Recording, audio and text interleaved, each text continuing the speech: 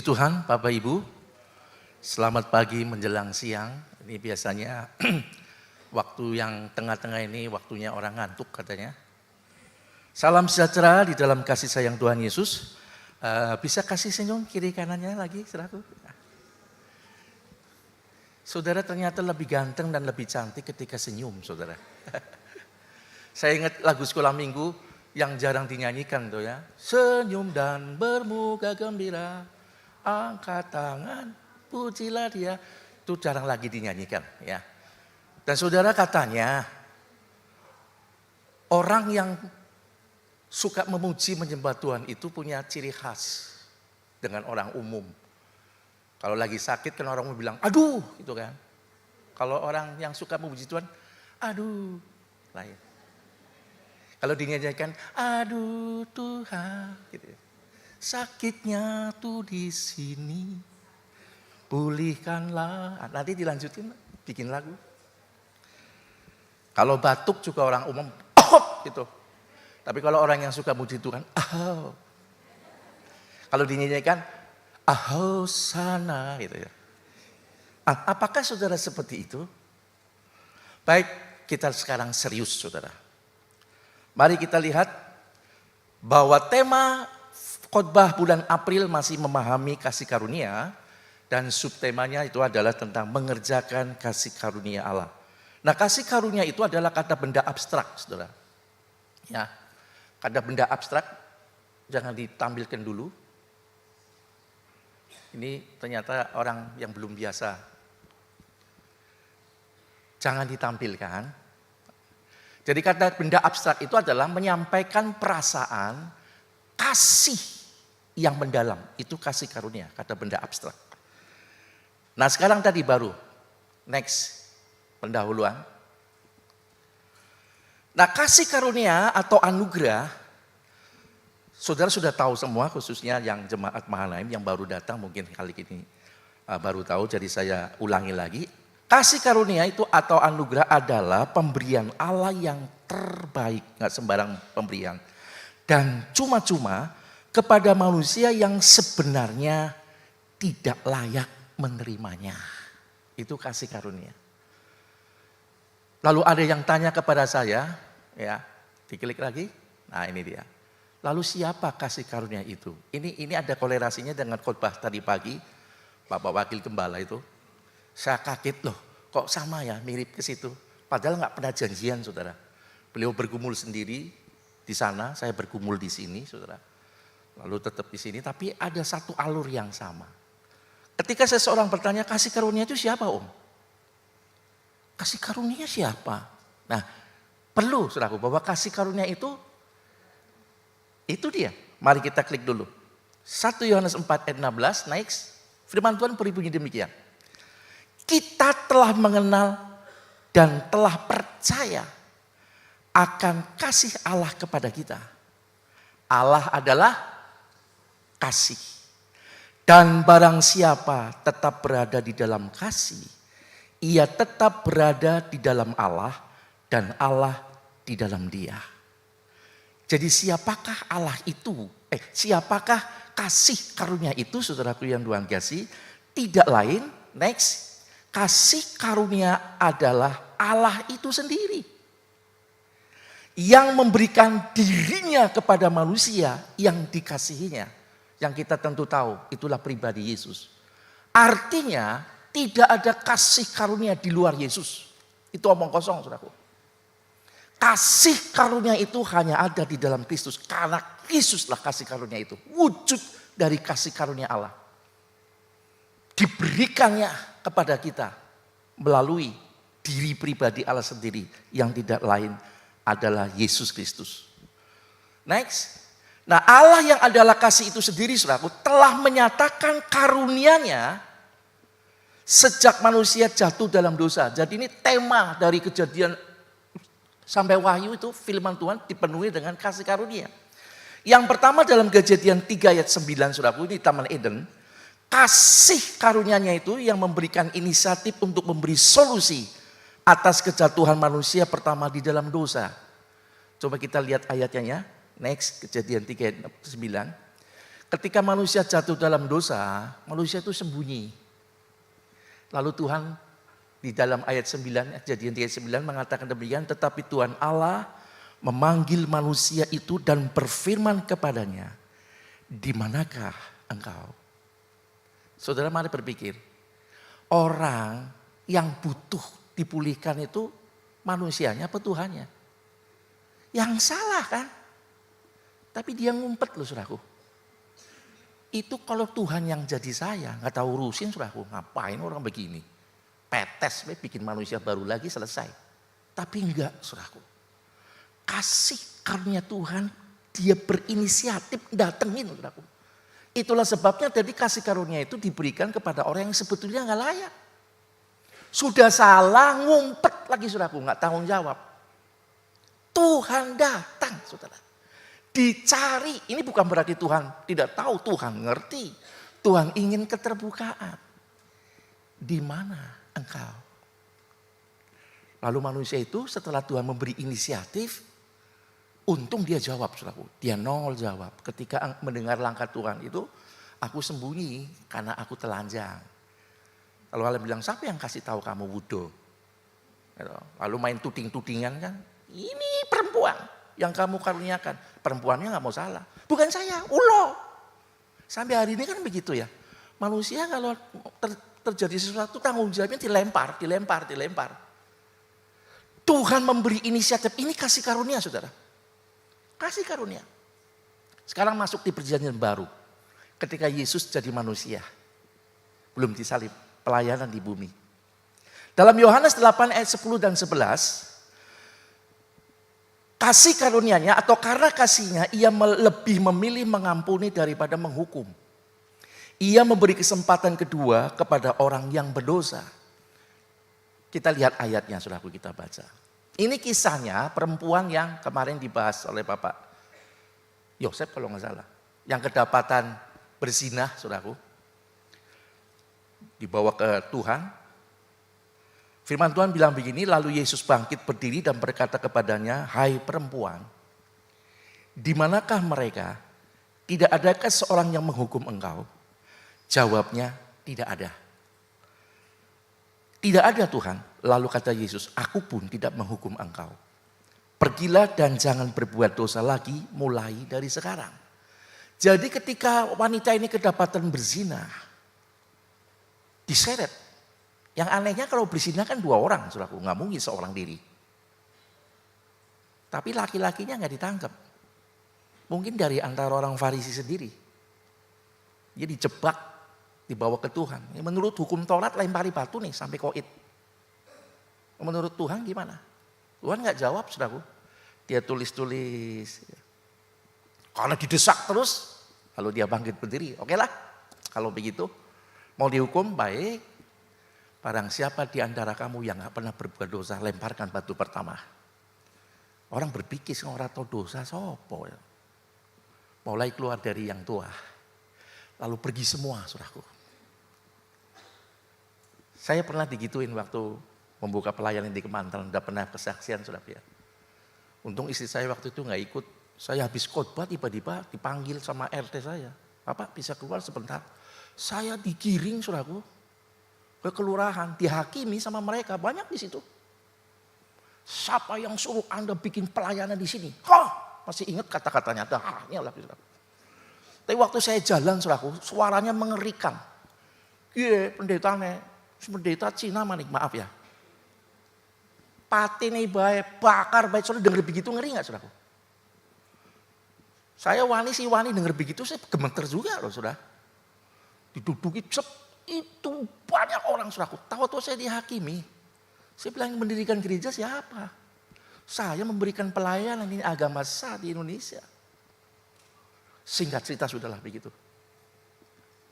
Ini live. Kapan-kapan lagi. Kita lanjut ya di sini ya. Nah saudaraku yang Tuhan kasih, Tuhan berkata kepada wanita, adakah yang menghukum kau? Gak ada Tuhan. Lalu Tuhan bilang, aku pun tidak menghukum engkau. Sebetulnya ada yang menghukum. Dari mana kita tahu? Yesus berkata, aku pun tidak menghukum kau. Berarti ada yang bisa hukum dia.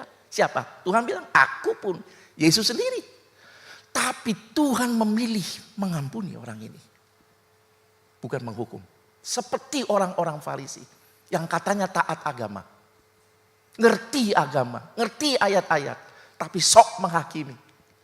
Merasa dirinya benar. Wah, orang begini berdosa. Wah. Tapi lagi-lagi kasih karunia Tuhan memilih untuk mengampuni dan memberi kesempatan kedua. Pergilah dan jangan berbuat dosa lagi. Mulai saiki. Mulai sekarang. Jadi jangan sampai saudaraku kalau kita sudah bertobat, jangan jadi orang Kristen tomat. Tobat kumat saudaraku. Tuhan bilang jangan berbuat dosa lagi. Mulai sekarang. Ya. Nah puncaknya ini saudaraku. Next dalam Ibrani 9 ayat 28a. Kasih karunia-Nya ini puncaknya ini. Demikian pula Kristus hanya satu kali saja mengorbankan dirinya untuk menanggung dosa banyak orang. Dari tadi satu orang, sekarang untuk seluruh dunia. Sekali aja. Kasih karunia itu adalah Yesus sendiri. Dia memberikan dirinya. Ini kasih karunia. Belum pernah terjadi. Dan tidak akan pernah terjadi. Jadi sekali lagi, di luar Tuhan Yesus tidak ada kasih karunia. Lalu selanjutnya kasih karunia demi kasih karunia keluar dari kehidupan Kristus dan kasih Tuhan. Lanjut saudara. Ibrani 9 ayat 28 bagian B. Sesudah itu akan menyatakan dirinya sekali lagi tanpa menanggung dosa. Untuk menganugerahkan keselamatan. Kasih karunia lagi. Kepada mereka yang menantikan dia. Ini kasih karunia. Yesus adalah kasih karunia. Di dalam hidupnya dia, kasih karunia demi kasih karunia. Mengalir sampai pada hari ini saudara. Dalam catatan selanjutnya, next, kasih karunia Allah telah diberikan melalui pribadi Yesus. Dan terus berlangsung sampai kepada kedatangannya kembali. Ini penting saudara. Lalu apa yang harus dikerjakan untuk kasih karunia yang telah Allah berikan? Ini penting buat kita saudara. Allah sudah memberikan kasih karunia ini saudara. Bagi mungkin 1-2 jiwa yang datang ke sini, mungkin Anda sedang bimbang.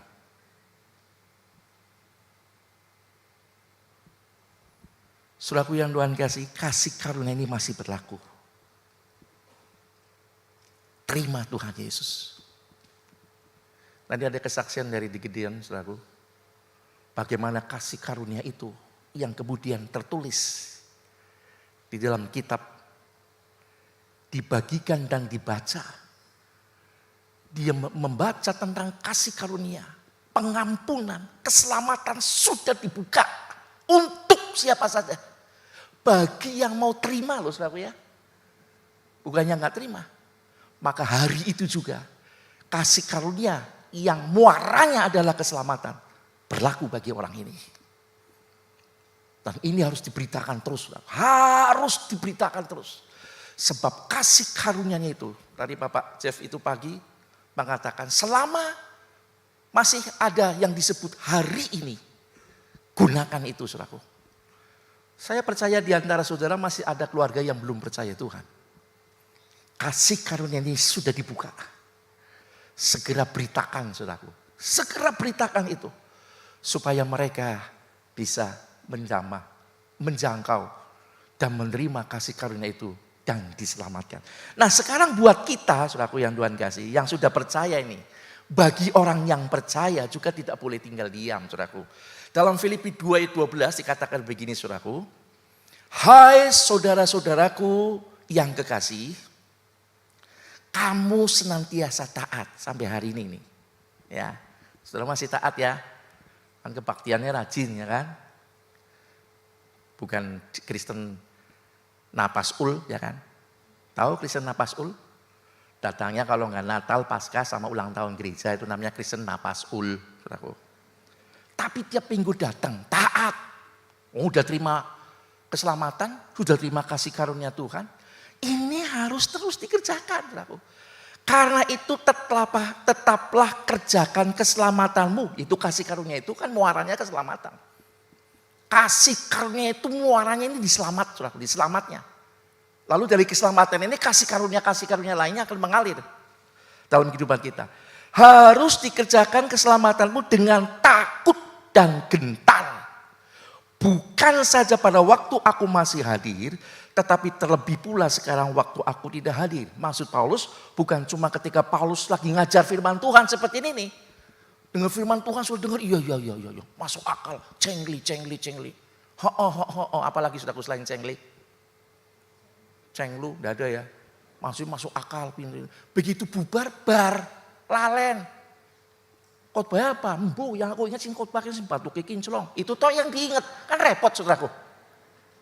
Firmannya lupa. Paulus bilang jangan cuma waktu aku hadir lalu membimbingi kerohanian. Tetapi waktu aku tidak hadir diaplikasikan di dalam kehidupan sehari-hari itu firman Tuhan. Ya, makanya saudaraku, kalau saudara pengen cepat nyantel itu saudara biasakan untuk mencitit. Maksud saya mencatat kalau mencitit. Mencatatlah ya. Sebab kalau mencatat dibaca lagi itu akan bertahun-tahun saudaraku akan teringat. Tidak akan pernah lupa. Nah kita lanjut saudaraku. Kata mengerjakan sekarang ini ditulis dalam teks aslinya katergasomai. Ya, kira-kira tulisannya seperti itu. Nah kata ini berarti menghasilkan sesuatu dengan melakukan sesuatu, mencapai atau merampungkan atau juga menuntaskan. Jadi pada waktu kita terima Yesus sebagai juru selamat, saudara sudah dapat. Hari itu selamat. Apalagi kalau langsung berangkat, saudaraku. Dijamin selamat, saudara. Lo orang yang jahat disalib. Udah tahu di sisi mana? Nggak ditulis sisi kiri atau sisi kanan. Satu menghujat, satu bertobat. Nggak pernah lo kebaktian. Nggak pernah, tapi percaya waktu itu. Sudah itu dia mati. Tuhan bilang apa? Hari ini juga. Engkau bersama aku di Firdaus. Enak ya. Diantar langsung bareng-bareng sama Tuhan. Saya kadang bayangin enak ya bisa bawa sana. Saya iri juga sih. Tapi selagi kita masih hidup, itu keselamatan harus dikerjakan. Sampai betul-betul nyata. Ya, dituntaskan, dirampungkan nyata. Nyatanya kapan? Sampai akhir hidup kita. Baik nanti ketika Tuhan Yesus datang atau ketika Yesus datang secara pribadi sama saudara. Datang Amoy, ada yang namanya Amoy? Kalau ada bukan Amoy itu. Hari ini kamu selesai. Oke? Maka kemudian tersebar, telah pulang ke rumah Tuhan dengan tenang. Nama Amoy bin Pak Moy, umpama. Selamat ya. Tapi selama kita masih ada, masih hidup ini, jangan buat main-main. Jangan pikir, maka muncul saudara orang yang mulai main-main, sekali selamat, tetap selamat. Ini pengajaran sesat saudara. Tidak begitu. Paulus bilang ini harus dikerjakan. Ya, itu kata mengerjakan. Lalu kata gasoma ini, langsung ke catatan selanjutnya. Ini merupakan turunan dari kata, dari saudara yang suka nyatet sengaja begini ya, supaya itu. Kalau nyatet omongan saya, tapi dengan catatan ini sudah bisa mencatat, bisa dipotret. Kata gasomai itu merupakan turunan dari kata engasomai yang berarti to bring, to complacent atau menyelesaikan di dalam bahasa Inggrisnya. Kata ini muncul 20 kali dalam perjanjian baru. Ditulis. Ini kata mengerjakan. Ya, menurut para sarjana teologi, saya sendiri nggak pernah hitung, jujur aja. Tapi karena para sarjana teologi menuliskan muncul 20 kali dalam perjanjian baru. Maka saya itu buat referensi.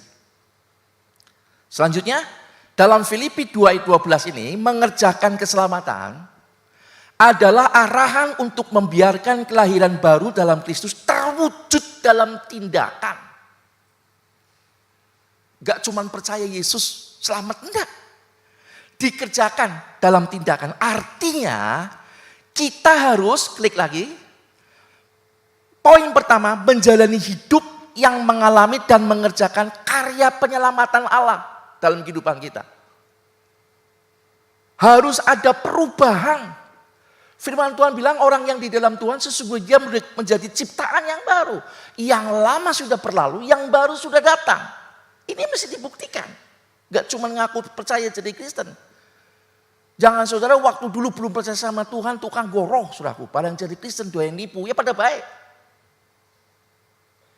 Kemudian yang kedua, mengerjakan keselamatan kita sampai akhir. Sampai terwujud betul-betul.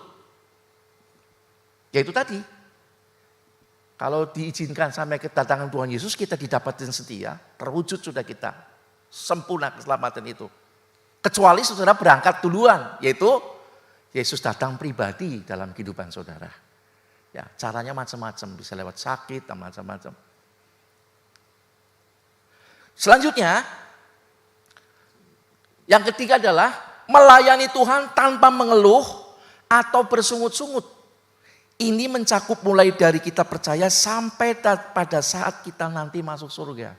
Artinya setelah kita percaya kepada Tuhan, kita kerjakan keselamatan kita. Ada bukti lahir baru, perubahan. Jangan jadi orang Kristen dari tahun ke tahun kayak gitu terus, saudaraku. Gak ada perubahannya. Ya, terus orang Jawa, orang Tegal bilang biasa, watak digawang ngurek seperti itu. Enggak bisa begitu, saudaraku. Ini gak ada perubahan ini. Keselamatannya perlu dipertanyakan. Ya. Jadi harus ada perubahan.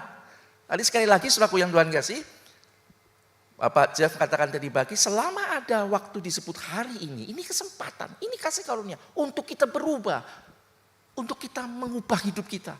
Sebab targetnya Tuhan Yesus itu kita akan jadi sama seperti Kristus. Sama dalam karakternya, saudaraku, bukan sama dengan pakai jubah, terus kita pelihara, itu jenggot, bukan. Tapi karakternya diubah. Saudara yang suka simpen dendam orang, belajar ngampuni, bisa enggak? Kalau enggak ya saudara belum berubah namanya. Yang suka iri-irian, pengen paling the best sendiri. Itu benar enggak? Kalau enggak benar ya dibuang. Dirubahlah sikap kita. Ini yang Tuhan mau. Ya.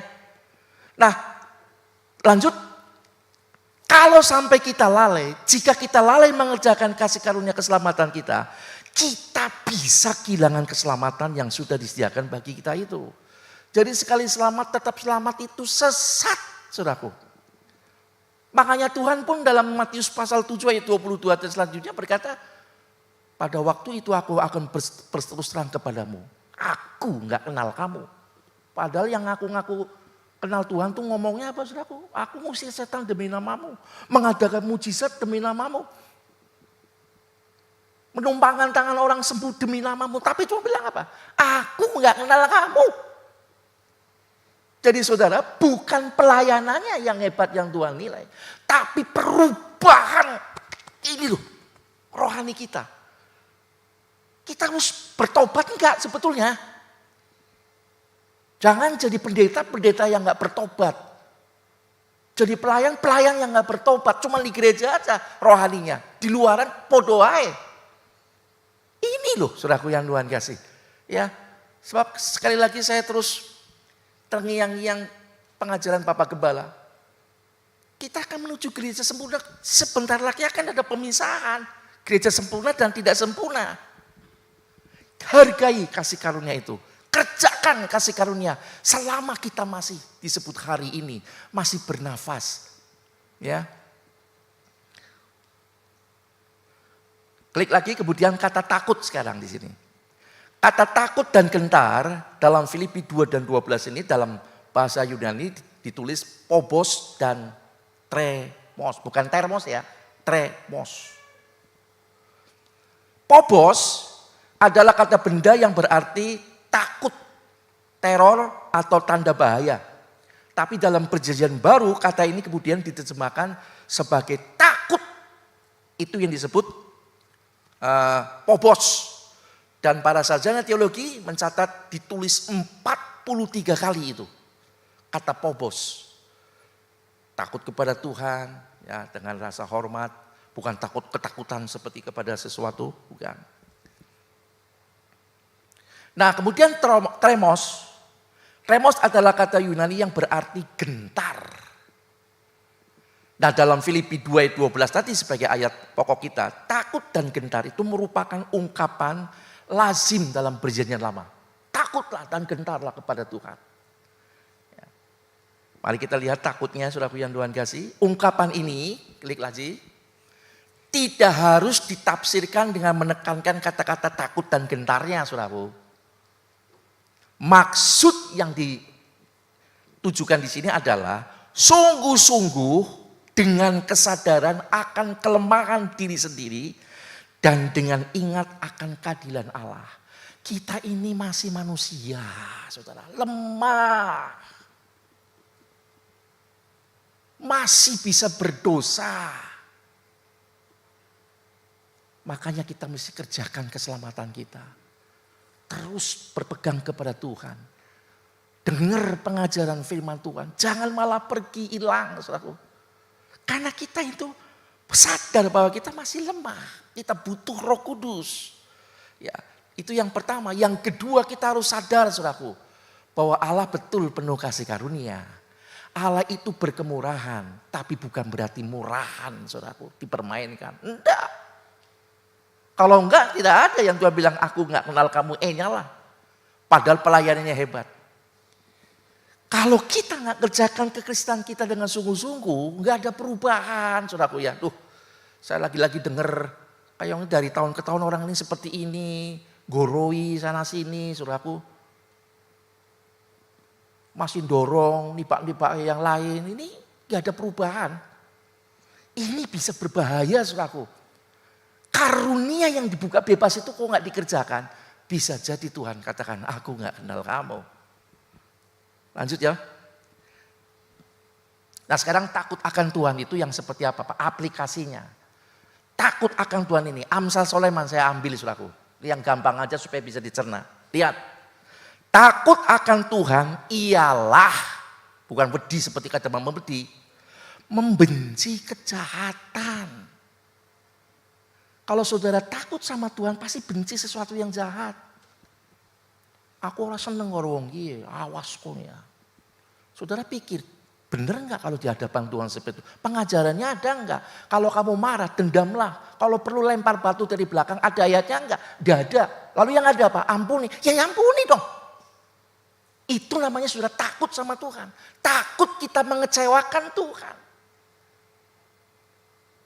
Aku benci kepada kesombongan. Wah orang sombong itu banyak saudara. Sombong soal kekayaan, sombong soal intelektual, pinter ya. Seringkali saya dengar, bocah wingi, STP ora lulus, kadang-kadang kan seperti itu ya.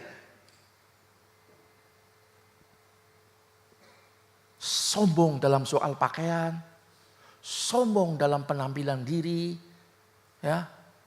Kalau ke gereja dengar khotbah lihat jam terus suwi temen ki harus khotbah wong lemu ki. Tapi kalau paes saudaraku penghijauan berjam-jam tahan saudaraku. Itu namanya kesombongan penampilan. Salaman, bagaimana? Apa kabar? Cincinnya pirang-pirang saudaraku. Kemudian congkak. Rupanya sombong sama congkak ada perbedaan.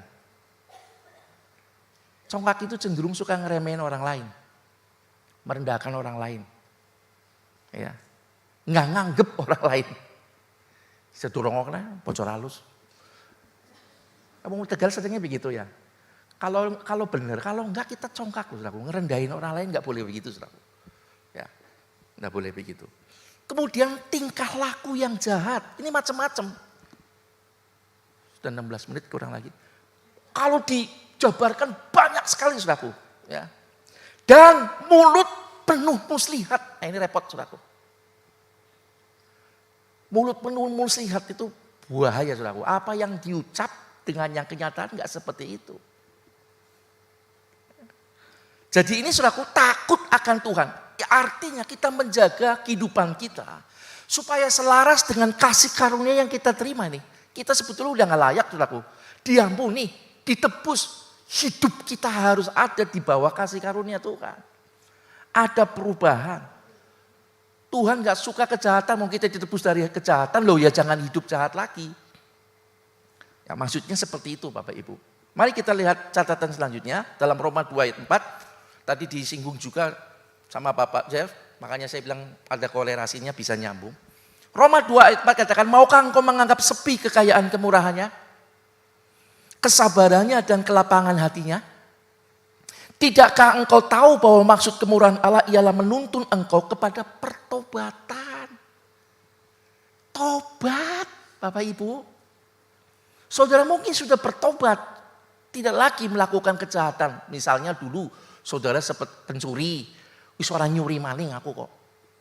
Tapi masih ada dosa lain, saudaraku nipu, bodoni. Lah ini harus bertobat. Jangan disisain saudara. Ya. Itu tujuannya bertobat, dikerjain. Kita udah bener gak nih jadi orang Kristen? Bukan ceritain firman tapi ngerasani wong. Ini bukan pertobatan namanya. Tujuannya selama masih ada hari ini, gunakan untuk merubah. Saya gagal di sini. Ya, saya pernah waktu itu pernah jujur, saya pernah ngomong sama saya emosinanya masih kadang-kadang sering muncul saudaraku. Itu kelemahan. Tapi kemudian Roh Kudus tekan saya dan saya belajar untuk berbicara sabar. Aja asal pecotot, asal ngomong, asal emosi, itu tidak baik. Ini mengerjakan keselamatan. Berkata iya di atas iya, saudaraku. Pak Gideon ngelih, gengsi. Oh ora, semangat, gorol, padahal lu mangan, saudaraku. Padahal kan itu remeh ya. Jujur saja, iya belum, tapi terima kasih. Katakan kita gengsi seperti itu, ini remeh loh. Tapi sebetulnya itu, saya pernah tertuduh seperti itu loh saudaraku. Begitu bagaimana? Mau? Oh enggak, saya lagi enggak pengen. Padahal saya pengen. Waktu saya di mobil, goroh maning. Iya ya. Ngomong goroh, cilik. Dari remeh lama-lama jadi hal yang penting kita akhirnya jadi begitu. Ini bertobat selama masih ada hari ini. Mau digunakan bukan cuma untuk cari duit. Tapi keselamatan kita dimantepin lagi. Sebab nanti pada waktu kita masuk pada gereja yang sempurna. Tuhan bawa kita. Lanjut soal gentar sekarang saudaraku. Roma 11 ayat 12. Sebab itu perhatikanlah kemurahan Allah dan juga kekerasannya. Yaitu kekerasan atas orang-orang yang telah jatuh. Tetapi atas kamu kemurahannya. Yaitu jika kamu tetap dalam kemurahannya. Tapi ngeyel ngelawan. Jika tidak kamu pun akan dipotong juga. Nah saudaraku. Kita mesti gentar saudara. Jangan menang-menang, oh Kristen KTP-nya Kristen, mobilnya tanda salib. Omah wah salibnya kalah gereja gede, omahnya.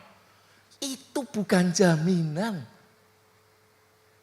Tetapi hidup yang diubahkan oleh kasih karunia demi kasihnya.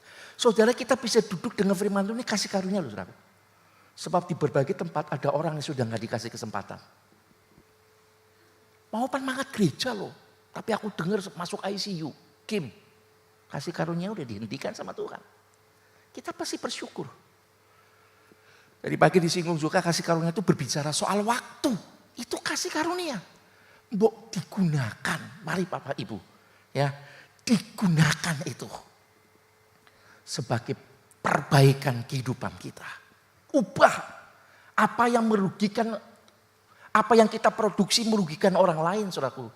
Tidak menjadi kesaksian bagi Kristus. Dirubah. Saudara, jadi orang-orang yang baik. Tapi jangan latah, saudaraku ya. Ada orang-orang, saudaraku yang Tuhan kasih hidupnya itu dalam keluarga suami istri seperti orang di hari raya Idul Fitri. Maaf-maafan. Apa-apa selalu ngomong maaf, saudaraku. Ada seseorang yang mengatakan sama Pak Gideon, maaf ya. Saya mau ngomong, iya. Jadi maaf ya Pak, iya ngomong Pak. Saya usaha, maaf ya Pak. Bisa orang payu loh Pak, heran. Dan herannya maaf ya Pak. Orang yang gereja datang itu beli pun enggak Pak. Maaf ya Pak, maaf. Maafnya pirang-pirang saudaraku. Kayak hari raya Idul Fitri. Ada lagi saudaraku orang yang berkeluarga mirip kayak hari raya Valentine. Kalau panggil sih bagus sih, sayang mau kemana? Kesini cinta, ya, kayak Valentine ya, sayang cinta, sayang cinta. Ada lagi yang seperti hari raya Imlek. Selalu kasih hadiah. Pamaring di belanja, nih. Pap ke sana, nih. Tapi yang paling payah ada yang hidupnya kayak hari raya buruh. Nggak dina kerja, terus gajinya secuil. Begitu minta sama suaminya dibentak. Saudara. Nah saudara hidupnya kayak apa? Model apa? Saudaraku hidup kita, biarlah kita menghargai kasih karunia. Diberkati, haleluya. Amin. Tapi yang penting rubah dulu saudaraku. Sebab ketika kita semakin hari semakin menyerupai kepada karakter Tuhan, itu semua Tuhan akan siapkan buat kita. Jadi mari saudaraku yang Tuhan kasih, kerjakan kasih karunia itu yang kepada kita itu dengan takut. Tadi takutnya itu sudah saya jelaskan, dan gentar. Sebab bisa jadi keselamatan kita sina kalau kita tidak menggunakan hari ini yang adalah juga kasih karunia untuk kita mengubah kehidupan kita. Selaras, sepikiran, seia sekata dengan Yesus. Kita tidak bisa berjuang sendiri saudaraku. Kita butuh Roh Kudus. Amin. Roh Kudus itu pun sudah dicurahkan 2000 tahun. Kita tinggal minta Roh Kudus hadir. Topang saya Tuhan. Aku masih gagal dalam hal ini, jujur aja. Ya. Aku masih gagal di bidang ini. Tolong bimbing aku Tuhan. Dan daripada itu setiap beribadah. Dan terus layani di dalam Tuhan. Saudara bisa melayani di bidang mana? Layanilah Tuhan. Kerjakan kasih karunia yang adalah keselamatan itu kepada kita. Sampai tuntas. Sampai nanti saya berharap pada waktu saudara nanti andai kata dipanggil Tuhan. Nanti malam andai kata. Saya nggak nyepatani lu ya. Saudara didapati betul-betul safe di dalam Tuhan. Semuanya Tuhan berkenan. Maka Tuhan bilang berbahagialah engkau. Masuklah dalam sukacita Tuhanmu di surga.